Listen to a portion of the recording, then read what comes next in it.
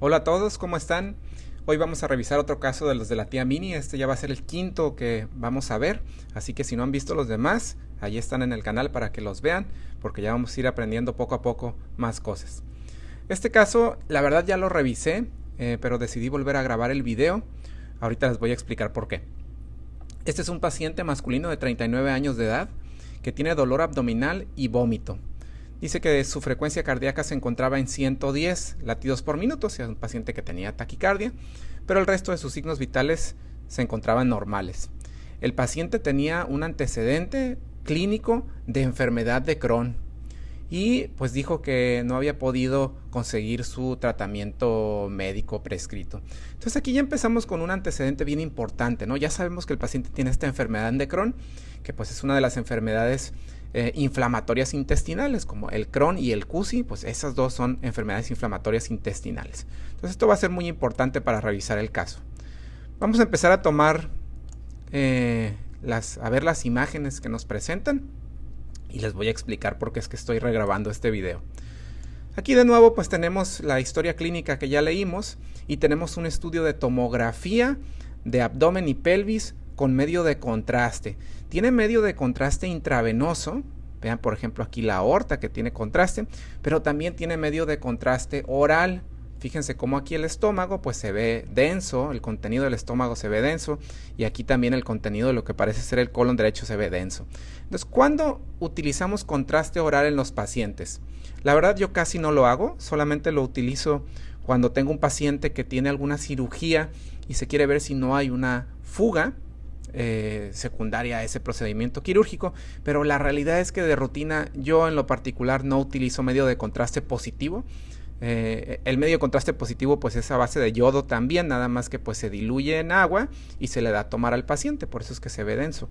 Pero les digo, yo prácticamente no lo utilizo, en la mayoría de los casos utilizamos agua, que es un medio de contraste neutro, y el agua pues tiene algunas ventajas, ¿no? Principalmente pues que no les da diarrea o no les da tanta diarrea a los pacientes como el yodo. Y otra ventaja es que al ser un medio de contraste neutro, pues te permite valorar mejor el reforzamiento de la pared del intestino. Porque imagínense, aquí tenemos pues contraste positivo dentro de la luz del intestino, que se ve blanco, y es más difícil valorar pues qué tan blanca se pone la pared cuando inyectas medio de contraste por la vena. Entonces aquí lo primero que les quiero enseñar es eso. Aunque hay muchos médicos que piden los estudios con medio de contraste oral positivo porque se pueden diferenciar mejor lo que es intestino del resto de las estructuras anatómicas, la realidad es que en la mayoría de los casos no se necesita y hasta nos funciona mejor dar agua que dar contraste oral positivo. Ahora, aquí vemos varias imágenes de tomografía. Miren, vemos pues varios cortes axiales, vemos reconstrucciones coronales y reconstrucciones sagitales. Pero realmente la imagen que nos interesa en este estudio, en donde están los hallazgos clave para contestar la primera pregunta que nos hacen del quiz, es esta imagen de aquí, esta imagen axial. Ahora, ¿qué vemos en esta imagen axial? La primera vez que vi el caso, sí, definitivamente me llamó la atención y describí lo que veía en esta zona. Miren, esta es la salida del estómago, aquí pues tiene medio de contraste positivo. Entonces, esto corresponde con la primera porción del duodeno. Se ve anormal, se ve gruesa la pared de los dos lados y la luz se ve estrecha. Lo que vemos aquí al lado pues es la vesícula biliar, pero hay otro hallazgo que creo, no estoy seguro si viene en esta imagen o si viene en otra, déjenme lo checo. Se me hace que va a venir en esta, no, en esta. Hay otro hallazgo importante que la primera vez que vi las imágenes no lo identifiqué por estar viendo el resto de las imágenes coronales y sagitales que son más grandes y llaman más la atención. Pero aquí en esta imagen axial, que es un poquito más inferior que la otra que veíamos, vean aquí se ve nuevamente el estómago, hay otro hallazgo importante y es que hay una lesión hepática bien chiquita aquí, hipodensa y mal definida. Pues esto la verdad es que está bien difícil de ver si uno no tiene su atención dirigida hacia buscar una lesión hepática, y es prácticamente en el único corte en donde se ve de los cortes axiales, y aquí en el corte sagital parecería que es esta zona de aquí pegadita al riñón. Se fijan cómo aquí la hipodensidad está cerquita al riñón y aquí también. Entonces esto corresponde con una única lesión hepática hipodensa pequeña. Entonces tenemos dos hallazgos importantes en esta tomografía de abdomen y pelvis con contraste: el engrosamiento de la pared del duodeno y una lesión hepática solitaria en el lóbulo derecho. Vamos a ver ahora qué nos preguntan en el quiz. Dice, ¿cuáles son los hallazgos principales de estas imágenes? Entonces vienen aquí una serie de respuestas. El primero dice, pues engrosamiento asimétrico de la pared del intestino de tipo segmentario y con formación de absceso. No vimos nunca un absceso, así es que esta no puede ser. Dice, múltiples zonas de estenosis en el intestino y perforación del intestino. Tampoco vimos datos de perforación intestinal. Una fístula que involucra el intestino delgado, pues tampoco vimos datos de fístula.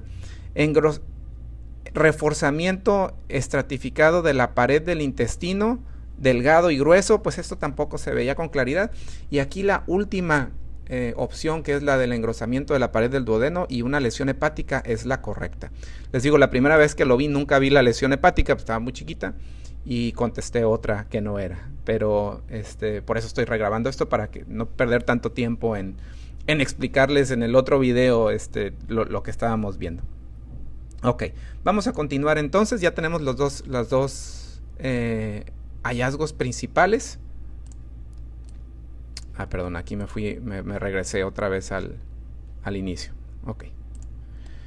Y ahora tenemos otras imágenes que nos presentan de resonancia magnética. ¿Okay? Entonces, esto es una tomografía, pero estas imágenes de aquí son resonancia magnética. Aquí, ¿qué tenemos que saber? Pues tenemos que aprender a identificar la secuencia que estamos viendo. Acuérdense que en resonancia hay muchos tipos de secuencias, pero las principales son las que se llaman T1 y T2. Y la diferencia entre una y otra es que en el T1 el líquido se ve hipointenso o negro, y en el T2 el líquido se ve hiperintenso. Aquí en donde tenemos líquido, pues en esta parte del estómago, y aquí en la vesícula biliar se ve hiperintenso, entonces este es un T2. Vean también aquí el saco dural en la columna, se ve hiperintenso el líquido cefalorraquídeo. Y de nuevo, pues aquí es más evidente el engrosamiento de la pared de la primera porción del duodeno. Fíjense, esto es la luz del duodeno y vean qué gruesa está la pared de los dos lados. Yo diría que es un engrosamiento como circunferencial, tanto la pared aquí, que es más anterior, como la pared posterior, pero pues definitivamente esto es un hallazgo que no es normal. No es normal ver esta zona tan gruesa o la pared tan gruesa en el duodeno. Además, este paciente tenía, acuérdense, dolor abdominal y vómito. Entonces, eso nos dice que clínicamente el paciente pues no podía vaciar adecuadamente el contenido del estómago, seguramente porque esto está estrecho. ¿Qué más vemos aquí? De nuevo, pues esta es una imagen coronal en donde aquí se ve parte de ese engrosamiento del duodeno, pero en esta imagen axial identificamos mejor que en la tomografía la lesión hepática que describen, ¿no?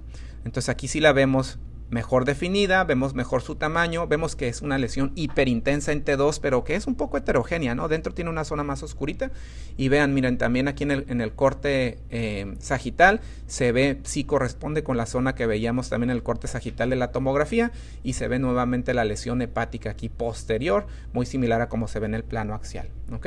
Esto no se confundan, esta sombra blanca que se ve aquí, uno podría pensar que a lo mejor esto es una lesión como la que vemos acá atrás, pero no, esto es nada más, es un efecto de volumen parcial. A veces cuando una estructura está cerquita, por ejemplo aquí del hígado, pues puede llegar a simular una lesión, pero esto no es nada, ¿no? Simplemente es un artefacto que se generó ahí por sobreposición de las estructuras. Ahora, más abajo tenemos una secuencia que es bien importante que la conozcan, que es la secuencia de difusión. Entonces, fíjense cómo en la secuencia de difusión no se ve tan nítida la anatomía como en la secuencia T2, pero nos habla acerca del comportamiento de esta lesión. Entonces, esta lesión hepática en la secuencia de difusión se ve hiperintensa, y cuando vemos esto en una lesión decimos que tiene restricción a la difusión. Eso es importante porque nos habla acerca del comportamiento y de qué puede estar produciendo ese tipo de lesión. Hay ciertas lesiones que ocasionan restricción en difusión. Unas de ellas son las lesiones tumorales, ¿ok? Porque estas son lesiones que contienen mucha celularidad y que no permiten adecuadamente el paso del agua entre los tejidos, por así decirlo. Y eso provoca que se vean hiperintensas con restricción en difusión. Entonces nos llama la atención esto. Ojo, también los abscesos pueden llegar a tener restricción en difusión. La primera vez que vi estas imágenes, ya sabiendo que había una lesión hepática, yo pensé que esto podía ser algo infeccioso, porque les digo, los abscesos con frecuencia se ven así parecidos. pero no hay mucho edema alrededor ni otros signos que lo apoyen. Entonces, otra posibilidad es que sea algo neoplásico, aunque solo tenemos una lesión en el hígado.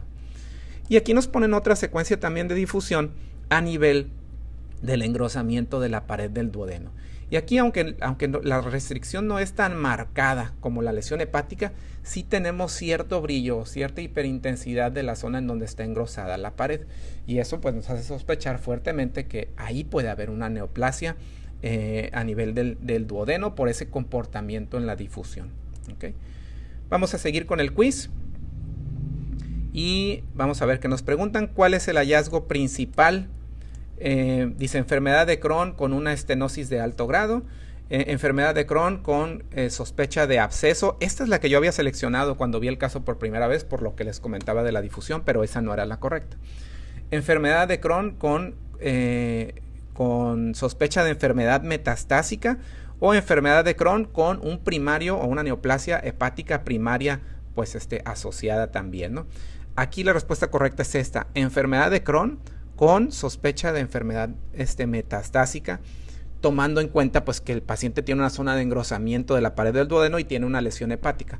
Ojo, no está tan fácil porque para sospechar fuertemente que haya una enfermedad metastásica casi siempre encontramos más lesiones en el hígado, no solamente una. Digamos que, no sé, si tienes 10 casos con metástasis hepática, probablemente 9 van a tener múltiples lesiones. Es raro encontrar uno que nada más tiene una lesión metastásica, pero en este caso sí se trataba de eso. Entonces, esta es la respuesta correcta. Ok, vamos a seguir con el caso. Y nos van a aquí hacer otras preguntas y nos dan información adicional. Dice que se realizó una endoscopía del estómago y del duodeno y que se realizó pues una biopsia de la porción proximal del duodeno. El resultado de patología reportó inflamación crónica y un adenocarcinoma poco diferenciado en la porción proximal del duodeno. También se realizó una biopsia de hígado de la lesión hepática y reveló un adenocarcinoma moderadamente diferenciado. Entonces aquí mediante la endoscopía con la toma de biopsia y la toma de biopsia además de la lesión hepática, pues ya tenemos el diagnóstico final de que esto se trata de un adenocarcinoma del duodeno con una única lesión metastásica a hígado. Tenemos aquí algunas otras preguntas del quiz que ya había contestado aquí, afortunadamente la mayoría me las saqué bien, pero se las platico. Esta pregunta nos dice que existe que los pacientes con enfermedad de Crohn tienen 30 veces más riesgo de presentar adenocarcinoma de intestino delgado debido a los episodios de inflamación prolongada. ¿Esto es verdadero? Aquí la verdad le atiné un poco porque no sabía si 30 veces más el riesgo era lo adecuado. O sea, obviamente, pues pensando por lógica, el Crohn, pues al ser una enfermedad que provoca episodios de inflamación recurrente en el intestino, pues debe estar asociado con mayor riesgo de cáncer, ¿no? Pero no sabía si era 30 veces más, resultó que sí. ¿Cuál es la localización más frecuente del adenocarcinoma de intestino delgado asociado a Crohn? Este es bien importante porque acuérdense, ¿cuál es el sitio en donde se presenta con mayor frecuencia la enfermedad de Crohn? Es el ilion terminal. Esta es pregunta clásica de examen, así si son estudiantes eso se lo tienen que saber. Enfermedad de Crohn es igual a inflamación en el ilion terminal. Entonces aquí, pues siguiendo esa lógica, seleccioné esta porque pues por frecuencia ahí debe de ser en donde se produce con mayor incidencia el cáncer y pues resultó que estaba correcta. Dice, ¿cuáles de las siguientes neoplasias se asocian o tienen mayor riesgo de presentarse en pacientes con enfermedad de Crohn? Acuérdense que la enfermedad de Crohn es una enfermedad sistémica porque es una enfermedad inflamatoria de tipo autoinmune o que tiene algún componente autoinmune hasta donde yo me acuerdo. Entonces no nada más afecta al intestino. Esas enfermedades pueden tener manifestaciones en otros órganos. Entonces aquí, pues el adenocarcinoma de intestino delgado ya sabemos que sí se asocia en pacientes con enfermedad de Crohn. Pero también neoplasias de la piel y de la tiroides. Entonces aquí como estaba la opción de todas las anteriores, pues yo seleccioné esa y resultó que fue correcta también. Dice, ¿cuál de los siguientes no es un indicador fuerte de adenocarcinoma en un paciente con enfermedad de Crohn? Obstrucción intestinal, enfermedad metastásica, síntomas que no mejoran con el tratamiento médico o un inicio abrupto de los síntomas. O sea, ¿cuál de estas no pensaríamos que se asocian fuertemente a enfermedad de Crohn? A neoplasias por enfermedad de Crohn. Aquí esta la saqué mal creo que era obstrucción. Última pregunta, en los pacientes con enfermedad de Crohn que tienen adenocarcinoma de intestino delgado, hasta el 30 o 35 de estos pacientes van a tener enfermedad metastásica al momento del diagnóstico. Esto, miren, se refiere pues como en el caso que vimos, ¿no? Que se realizó el diagnóstico de de adenocarcinoma de duodeno, pero el paciente ya tenía una metástasis. Entonces, esto sí es cierto. Un buen porcentaje de estos pacientes con neoplasias en el intestino delgado al momento de ser diagnosticados van a tener ya una enfermedad metastásica. Vamos a ver los resultados. Esta vez no me volví a equivocar en la pregunta de la clínica, pero bueno, vamos a pasar ya a la descripción de los hallazgos y al pequeño resumen de la patología. Miren, ya me volví a regresar acá. Ok, diagnóstico final, pues ya lo tenemos porque ya vimos el resultado patológico y es enfermedad de Crohn con adenocarcinoma de intestino delgado asociado. Y vamos a leer los puntos claves de este tema, que es bien importante la enfermedad de Crohn y el CUSI lo deben de manejar muy bien porque pues, son temas así clásicos que debemos de conocer. Entonces, ¿cuáles son los puntos claves? Dice fisiopatología. La enfermedad de Crohn es es una enfermedad inflamatoria del intestino delgado que tiene episodios como de recaídas y de periodos en donde el paciente está libre de la enfermedad y luego tiene recaídas. Se caracteriza por inflamación transmural discontinua de la pared del intestino, ¿no? El mecanismo por el medio del cual se puede desarrollar adenocarcinoma en estos pacientes pues es muy fácil, simplemente episodios de inflamación crónica que llevan a la displasia del epitelio y esta displasia pues puede terminar en un cáncer, ¿no? Acuérdense que una displasia pues es una lesión como precursora de un cáncer. Hay factores ambientales que tienen que ver con el desarrollo de adenocarcinoma de intestino delgado, como es el consumo de alcohol, el tabaquismo y la dieta. Miren, dieta rica en azúcar o en carbohidratos refinados, el consumo de carnes rojas y mutaciones genéticas, como lo que dice aquí, mutaciones en el gen KRAS. Este lo van a escuchar en otras patologías, es un gen importante. Dice que el adenocarcinoma de intestino delgado frecuentemente involucra el ilion terminal igual, acuérdense, Crohn igual a ilion terminal y de ahí le sigue el yeyuno y raramente el duodeno como en este caso.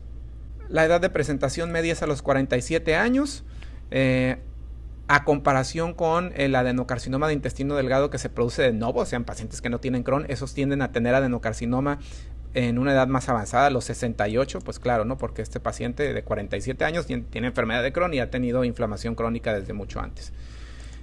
Dice que el adenocarcinoma de intestino delgado tiene una incidencia de 1.15 por cada 1000 casos de enfermedad de Crohn, o sea, es raro. Y que los pacientes pues tienen 30 veces más riesgo de presentarlo.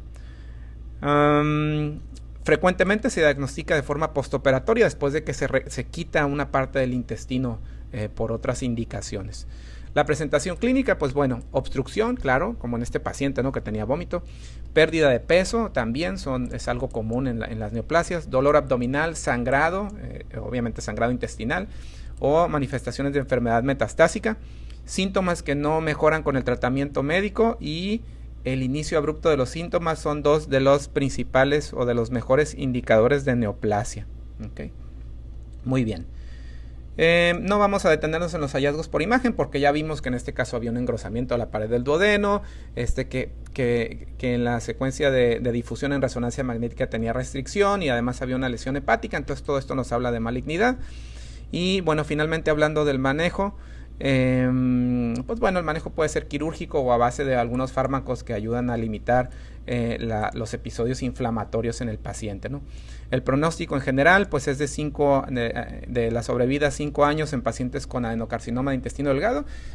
Dice que es de alrededor de 3.7% en comparación con 20 o 22% en los pacientes que tienen adenocarcinoma de novo.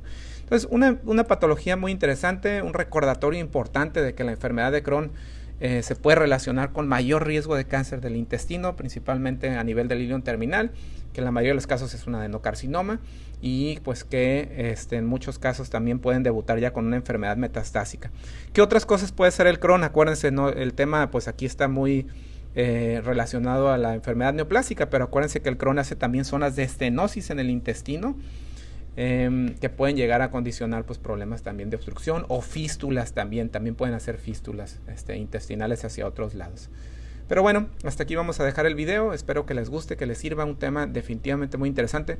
Como comentario final, yo en lo particular prácticamente no veo casos de enfermedad inflamatoria intestinal. No es algo que tengo muy fresco porque no lo manejo. No me mandan pacientes tampoco con diagnóstico que diga este paciente tiene enfermedad de Crohn o CUSI, es raro. En el medio en el que estoy no tengo una alta incidencia de esta patología, pero sé que en Estados Unidos, por ejemplo, se diagnostica mucho más y es algo clásico que se pregunta. Muy bien, espero que estén muy bien, les mando un saludo a todos y gracias por ver este video, nos vemos pronto.